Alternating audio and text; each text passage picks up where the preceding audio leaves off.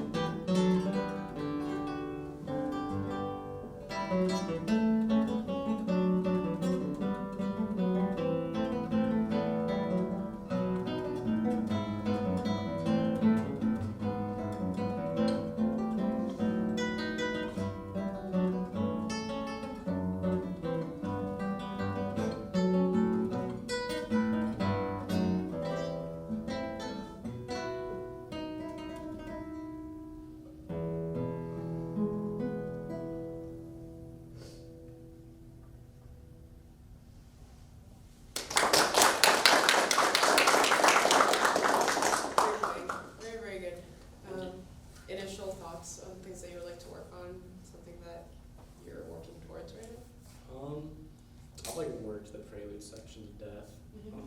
I was really nervous playing it, but I'd like to work on the presto fugue part mainly. Okay.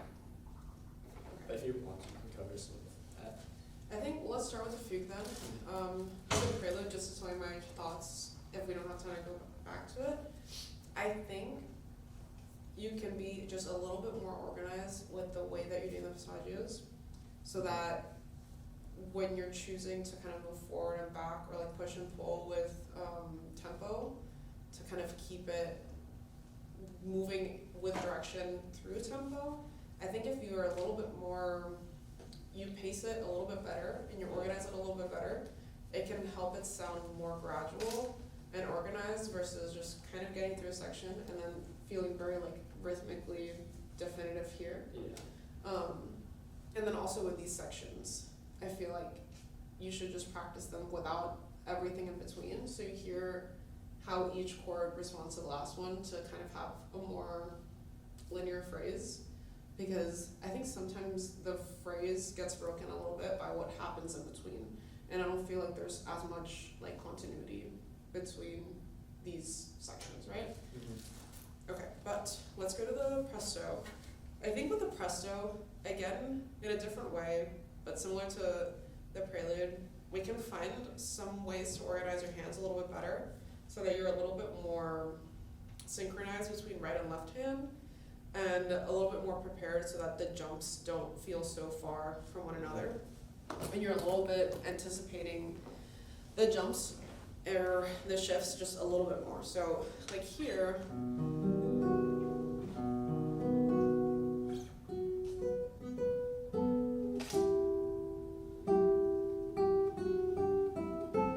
why don't you show me some of the fingerings that you're doing, and I think maybe that can help some of the organizing. So let's start right there. Do it a little bit under tempo just so I can see what you're doing.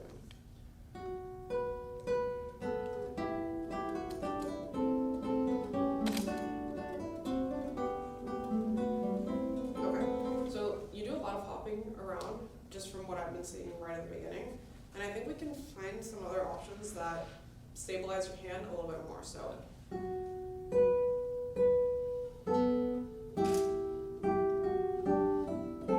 that can be an option. It's kind of tricky because you want to keep it. What would I do?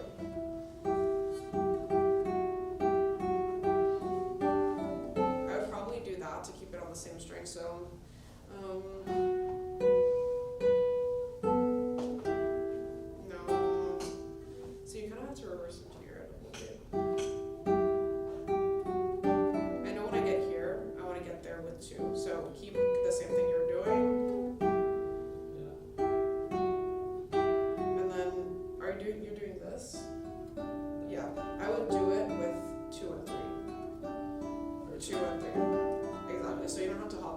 first finger, so that way you can have this be more connected, so it's a little bit more connected and you're not just thinking about the top. So can we do that?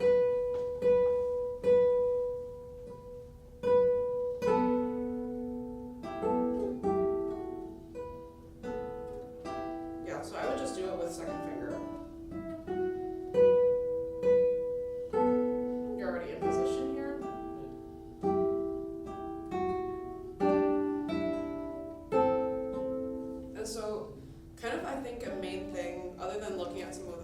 From our class is that I think you can do a slightly better job of anticipating the next thing. So here, when you're here,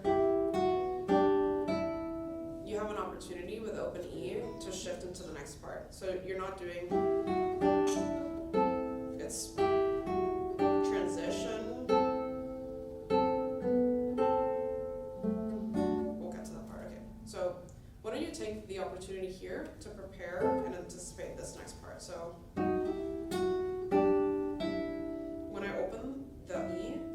opening my hand towards the next part.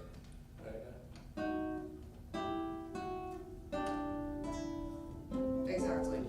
And I would try to be a little bit more mindful of like keeping my hand just slightly more stationary. So you don't have to move the hand all the way back. You can kind of maintain it in the second position here. So see how I'm kind of shifting my weight from here to here.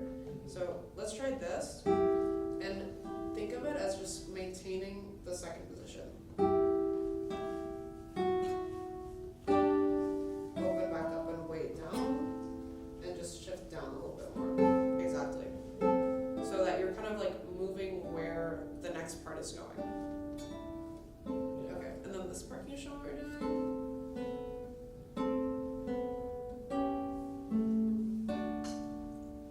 So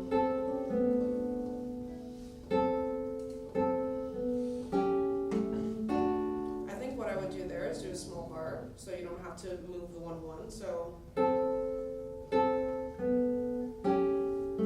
and then move back. Exactly. And then I would move back 3-2. Exactly. So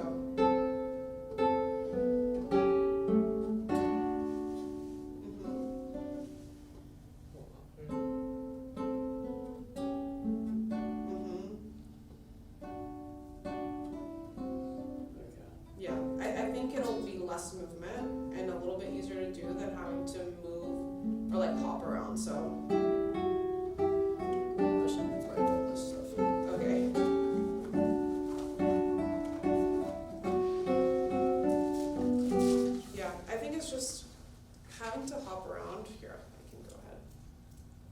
here, of course. Keep 2 here. Do 2 and 3. Open here, and then do. I guess I would say C2 and then half here. So here would be 2. Here would be 1. And then do this. And the next part. Or I guess I was doing that with 1 and 2, but Yeah.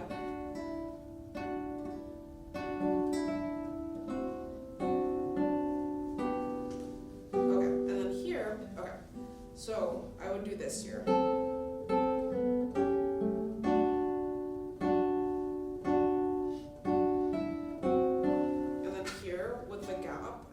Articulation that happens naturally, I would just switch to 2 and 1 so that I have this matched here. You know, it's one less movement.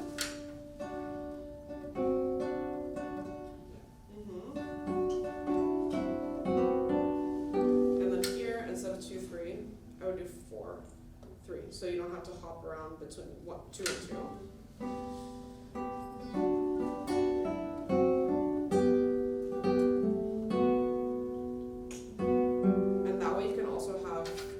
This open here to do it too. Yeah.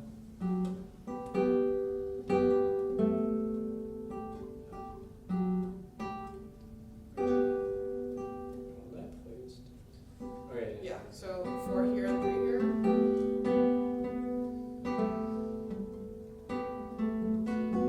Yeah. Exactly. And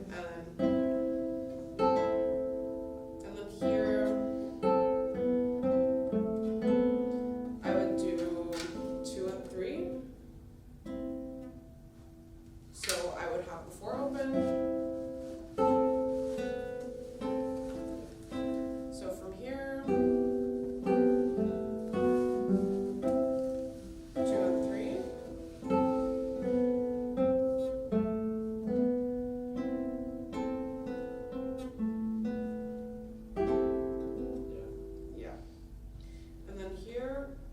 I think this masterclass is going to be a lot just like figuring stuff, but I think if you kind of challenge yourself to find more fingerings like this, where you're trying to be a little bit more efficient with your movements, you're going to have to move a lot less, and you're going to find a lot more stability in, I think, in the places where you feel least stable is kind of when you're hopping around a lot. So I'm sorry we're kind of taking a lot of time doing this, but I think it could be helpful.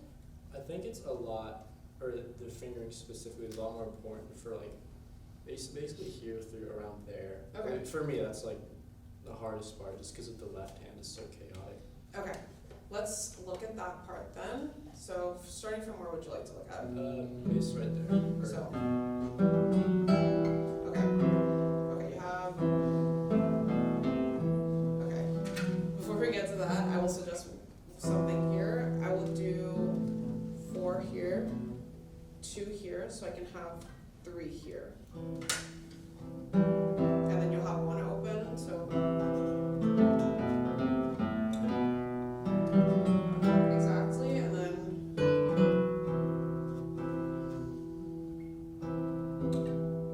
I would do a 4th finger.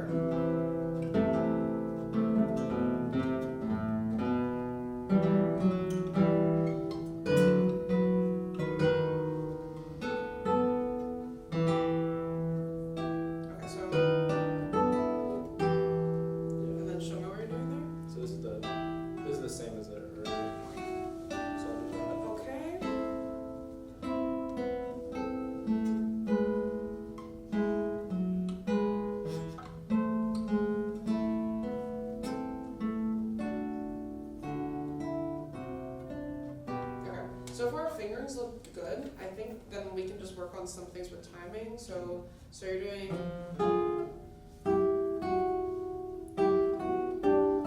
You're doing this. So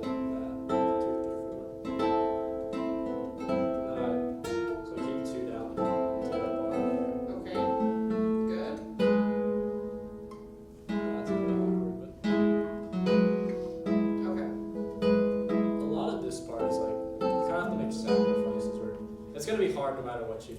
are Yeah. some things that are easier. I agree. So.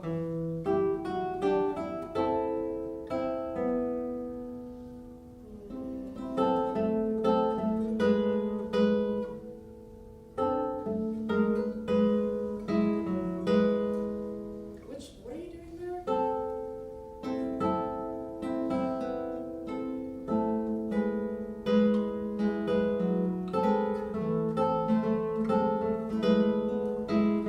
I think there, for example, you can move 3 to 3, so you don't have to do 2 and 2. So pretty much keeping the fingering that you have, but instead of doing 3, 2, do 3, 3. So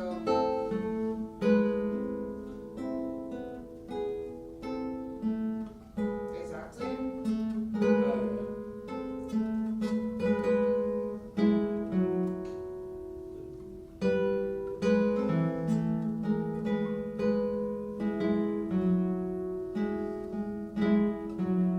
And then here, and this is one of the examples I think you give of it just having to sacrifice.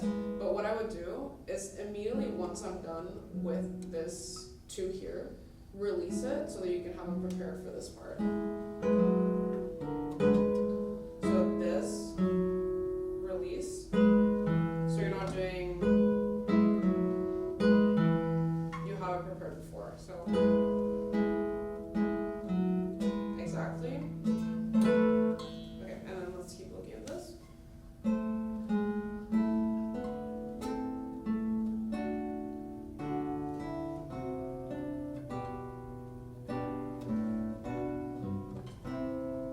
Okay, That's a big one. yeah, so here,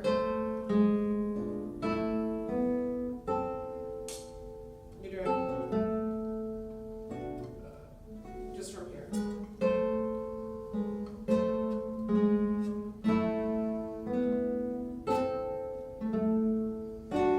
So here, I would just do a bar. So when you're coming here, Was doing a bar there. I was doing it, but then me and my teacher, we switched it to the 4 and 3. no, I mean for here. Oh, okay. Yeah, so the 4 and 3 I think is perfect, so I would do,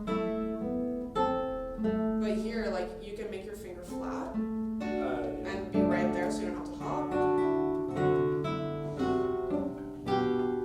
And then here is like another instance where like it's just gonna be a little bit awkward no matter the fingering, but release the first finger and have it hovering over the 5th string before you need it, so it'll look like.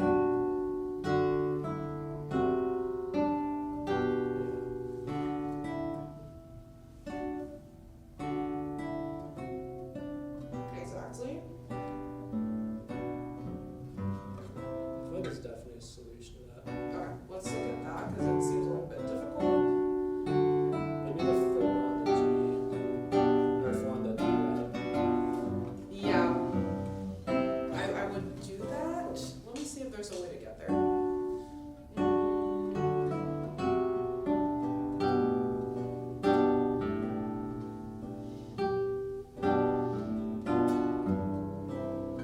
Oh, that's really.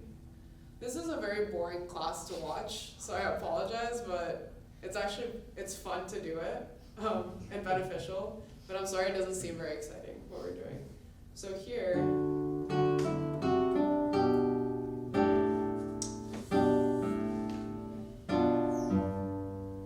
what would I do there? Maybe I would have probably incorporated a 4 there.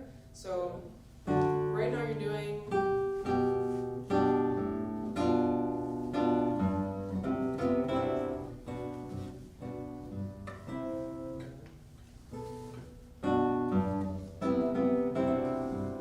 Yeah, so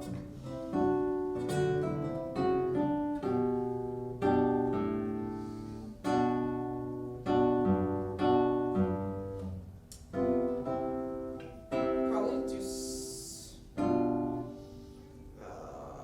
this is so annoying.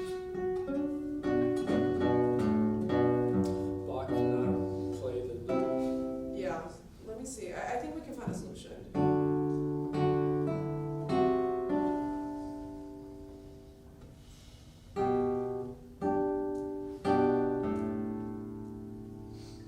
No.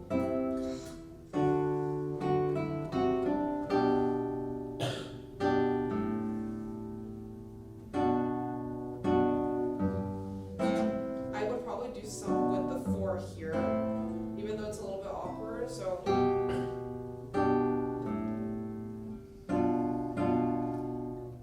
Or do 2, 4, 1, 3, and then 4. It is an F sharp. Oh, that's right. I would still maybe do it that way, so.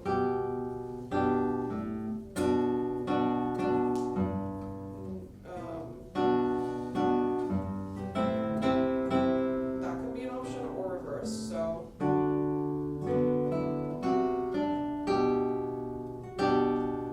Release here, and then you could do either 2, 4, 1 to have 3 open, and then do 4 again, or do it the other way around, where you do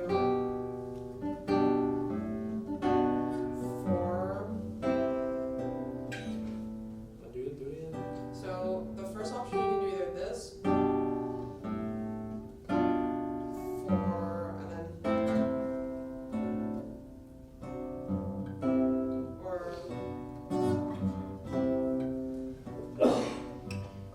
yeah, that can be an option, or doing this with 4, and then 3, and then 4 again. Instead of 2, do 3. Yeah. I think that one's maybe a bit easier. I think it feels a little more natural in the hand, so with context.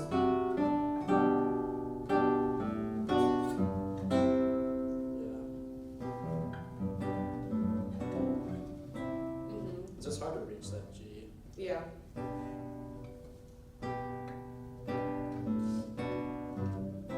But I would reverse it, so instead of 2, I would do 1 on the F sharp. That. Yeah, because that way you're closer to 1. That. Mhm. Okay, yeah.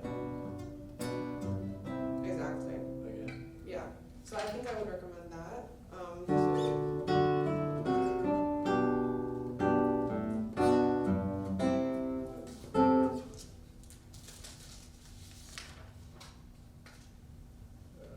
Just right here.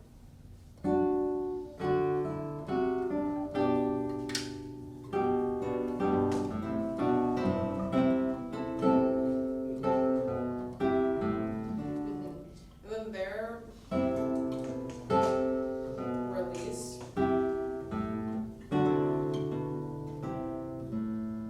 Yeah. So you go from here.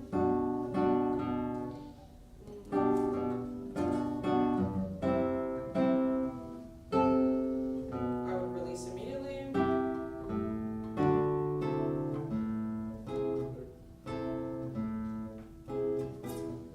So you don't have to do a bar.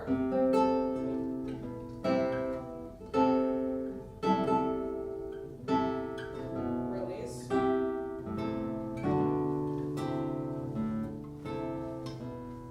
Yeah, you don't have to do a bar there. I don't I think. have like a bad habit of barring for no reason. Yeah, I think also bar is another moment where you probably hold tension that you don't need to. So probably here. And I would probably do the E open.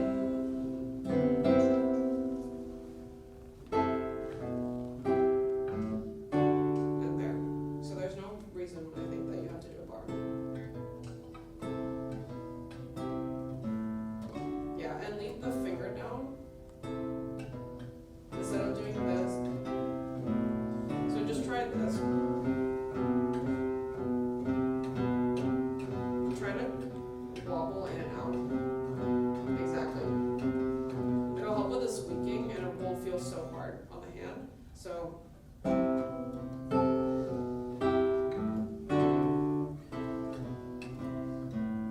exactly. So even though you're letting go to connect the other part, try to hold on to it just a moment longer so it doesn't sound cut. So you so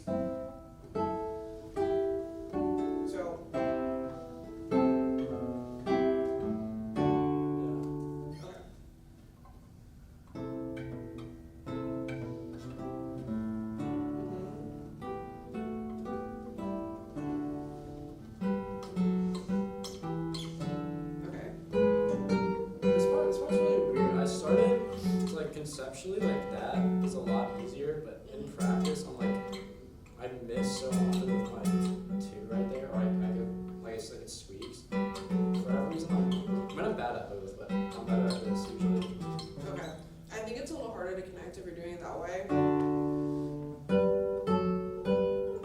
You can even cheat a little bit and do it with open strings if you match the tone.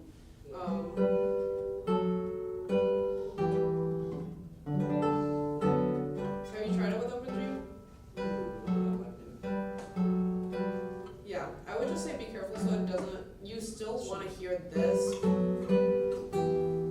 but with cheating. So mute, you have to make sure you're muting the notes in between. So what I would do is kind of, when I put down the F sharp and the A, flatten this so it cuts the G.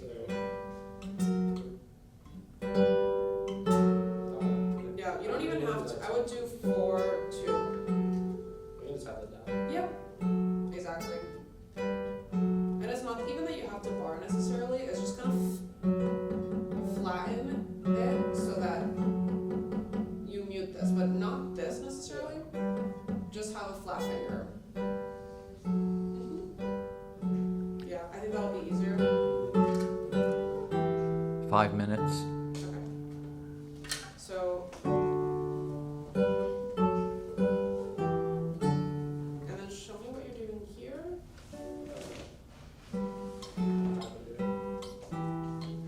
I'm hitting that G right there. So just Okay, so I would do.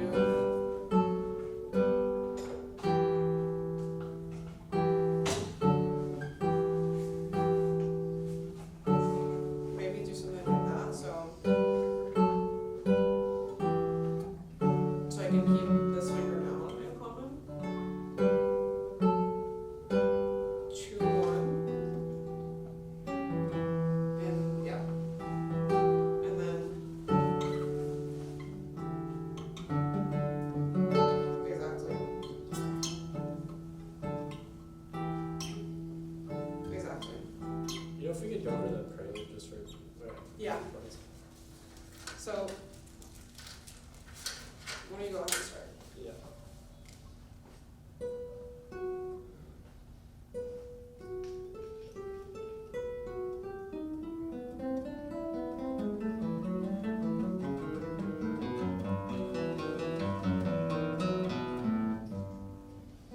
Okay. Even just in that first Yeah. passage, try to think of it more as one idea versus blocks of 4. I would say even in the beginning, even though this is kind of like a very free passage, still play it in a way that you're showing that this is not the first beat. So you're thinking da da da da da da da da da da da da. Okay, let's do it one more time. Let's try it straight, just for fun. Yeah.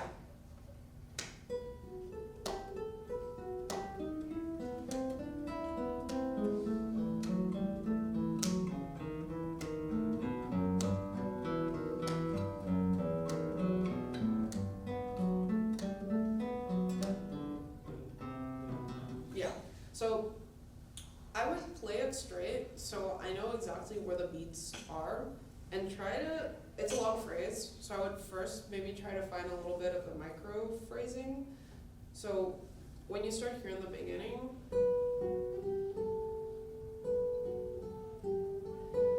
so you still want to maintain a sort of pulse, so it's clear that you're not starting on the heavy beat. So kind of ease into it, and then find a more steady pulse going into here. Can we just do the first measure and try that?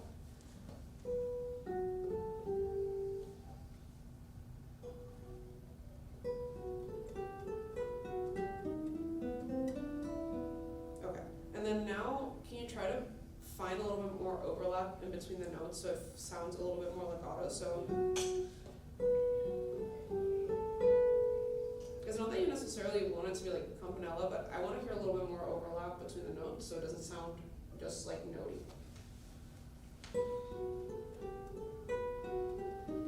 See, like even there in the beginning. No, I guess I usually like go with that bar after that. I would probably keep it just because you're heard like different like ideas about the section. I had a friend who played this from Adam Holzman. It was like a probably 45, 50-minute long master class, and I guess like 30, 35 minutes of it was just that passage. Yeah. They got to here and then it was over. Yeah.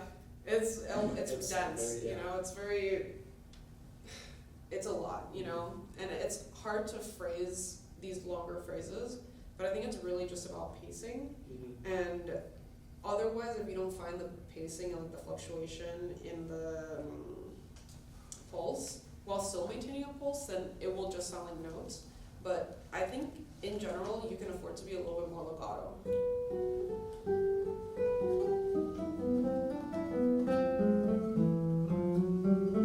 You know, so I want to hear a little bit more direction from here going down to here. Yeah. So can you do it from the beginning and ease into the tempo, pick it up a little bit here so it feels a little bit more cascading and like one, or if you were like hearing violinists, it's like instead of hearing each note on the bow, it's like one arc.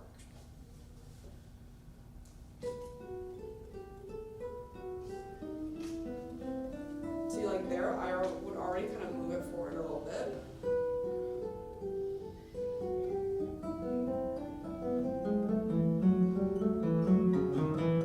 You know, so it feels like it's moving towards something. So start maybe a little bit looser with the tempo and pick it up a little bit around here.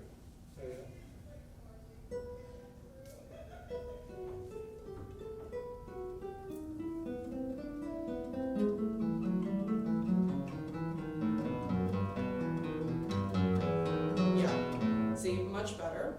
But I want to hear a little bit more gradients in the crescendo already starting around here. Because otherwise I feel like you're kind of holding out to get to here.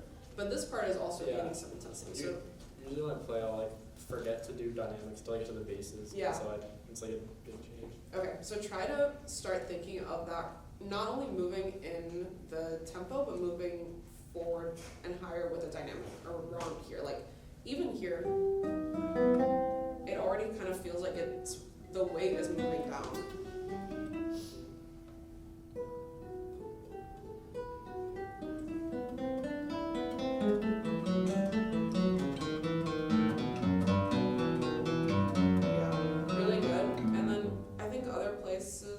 That can help the effect, because there's only so much louder we can get on the guitar, that a tool that we can use is to kind of wait a little bit and like sit in the moment a little bit longer. So especially here, I think is a moment where you can kind of allow ourselves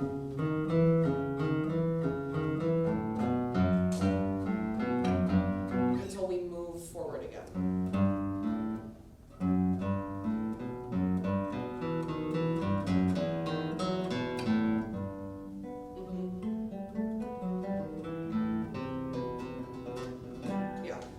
I like what you're doing here, giving yourself time to grow again, but I want this to sound a little bit more like an arrival point. Can you go from here?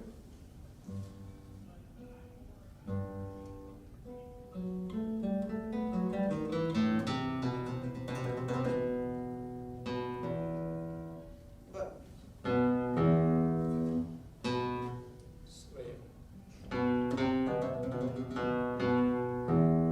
a little bit more arrival here.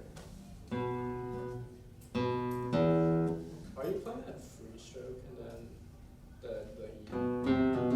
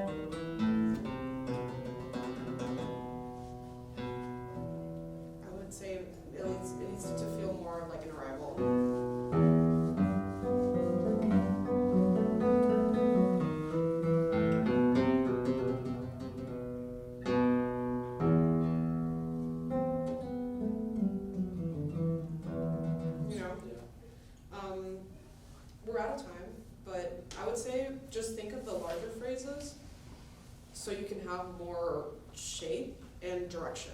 And I think you can show a lot more direction in the movement forward and back with like ritornandos and accelerandos and dynamic, and then parts that feel like an arrival. Allow yourself to kind of enjoy that arrival before immediately wanting to get to the next part. Like for me, this is kind of a moment of arrival. Here's a moment of arrival, and then when you practice this at home, just practice the chords without the fluff in between, so you can really hear. And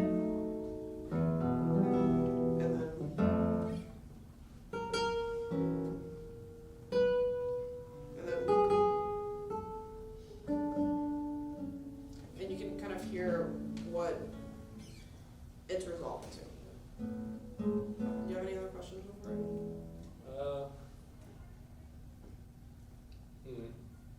Well, I guess this has to do with the fugue specifically, but I don't, or when it comes to like accenting, but like anything where like it's easy to describe with the music. I don't know how important this is. Sorry, because I've heard this for like fugue like pieces before, but like if I'm doing some sort of I guess ornament or anything, like for example for that first for that A, it's not I won't like call it like an intentional glissando, but I kind of do it. Like Yeah. that.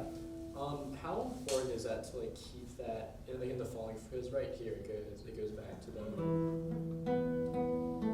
Because I've heard before to like keep that consistent between like the repetitions of the subject. I think in the case of the form of the fugue, I think it is really good to have a sort of consistency in the articulations that you choose and the moments like this type of glissando, because that's the subject and like that's kind of what the ear is picking up through all of the busyness that's going on throughout this. And not only do you have to bring it out, but I think also maintaining a sort of consistency that is difficult to achieve on guitar is going to be really important for your interpretation to feel really convincing. I think so. I would say try to maintain kind of the same articulations that you choose to do. I mean, with that like this specifically, it's like kind of impossible because like the fingers doesn't allow it. But like Yeah. I've heard like I can't remember. I think it was David Russell. Like when he plays it, he I can't remember exactly how he does it, but at least that first F sharp is like it's like staccato and whatever. Yeah. Else. And so when he repeats, does it again. I would say I just haven't been brave enough to try and do that yet because it makes everything else infinitely harder to play. yeah, I think you should definitely experiment with it and see what you like and what articulation you like. Yeah. I think doing a sort of staccato like that in terms of like an articulation can make it come out in a good way. Like when you hear like Bach's keyboard stuff and his fugues on the keyboard, it's a lot easier for a pianist to kind of like do those articulations and staccatos, but it makes it so clean and so like recognizable to the ear to find the subject within everything else that's going on. That's something I struggle with is like making it noticeable. Especially, I mean, it's been circled on my teacher that like at least getting the most important part's that entrance that that at least has to be very obvious. Yeah, I would just say practice this like ultra slow and practice it in putting extra weight in the subjects and the responses. So here, I want to try to bring out my eye finger a little bit more. So I'm going to put down more weight. So I hear this more than this. I don't want them to be even. I want the eye to be just a little bit more. So what I do is just when I'm about to pluck, I put down a little bit more weight. But make sure they're together. Yeah. And it's not that you have to bring it in, it's just down. I would say practice that. Yeah. It's a hard skill, but it's going to be really helpful for stuff like this. I've gotten that before on like similar like polyphonic things. I'm just it's so scary. It is scary. It's like it's hard to do on guitar. I think that's why it's so scary. But practice that type of thing where you're putting down, I think it's one of the trickiest things to do on guitar. It's like one of the last layers of like subtlety to like add. Yeah. And I mean, well, don't be scared. Like, it's just kind of a new challenge to work towards. Even the way that you're performing it right now, I think that it's coming out. But if you put a little bit extra weight in those parts, it's gonna make it a lot more nuanced and just like a really, really convincing performance of this type of music, which is hard. Yeah. But it's okay. Don't be scared. It's just kind of building up the layers to make it better, better, better. And it's just like one of the really hard layers, but you can do it for sure. Yeah. So, great job. Thank you. Yeah.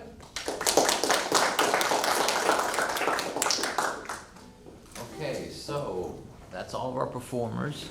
I do want to get another group picture of everyone who is still here. There's a little presentation I have to do here before we do the picture, so if you don't mind, I need to move this music.